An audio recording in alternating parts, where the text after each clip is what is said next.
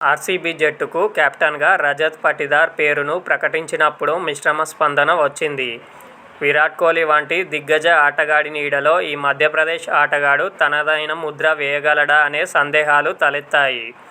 అంతేకాదు king mass craze అతడికి ఇబ్బందికరంగా మారే ప్రమాదం ఉందన్న అభిప్రాయాలు వ్యక్తమయ్యాయి. ఈ క్రమంలో ఆర్సీబీ కెప్టెన్ రజత్ పటిదార్ సరికొత్త రికార్డు సాధించాడు. ఐపీఎల్ చరిత్రలో ఒకే సీజన్లో కేకేఆర్ను ఈడెన్ గార్డెన్స్లో, చెన్నైని చెపాక్లో, ముంబైని వాంఖేడేలో ఓడించిన తొలి కెప్టెన్గా నిలిచాడు.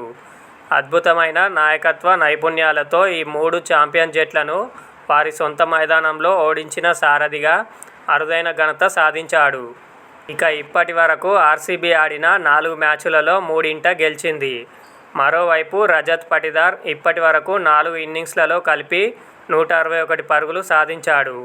కేకేఆర్పై 16 బంతుల్లో 34, సీఎస్కేపై 32 బంతుల్లో 51 రన్స్ చేశాడు. అదేవిధంగా గుజరాత్ టైటాన్స్పై 12 బంతుల్లో 12, ముంబైపై 32 బంతుల్లో 64 పరుగులు సాధించాడు.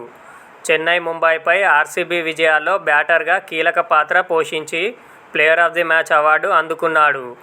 ఏదేమైనా పటిదార్ కెప్టెన్సీలో ఆర్సీబీ ఇదే జోరు కనబరిస్తే ఈసారి కప్పు మనదే అని ప్రతిసారి అనుకునే అభిమానుల కల నెరవేరవచ్చు.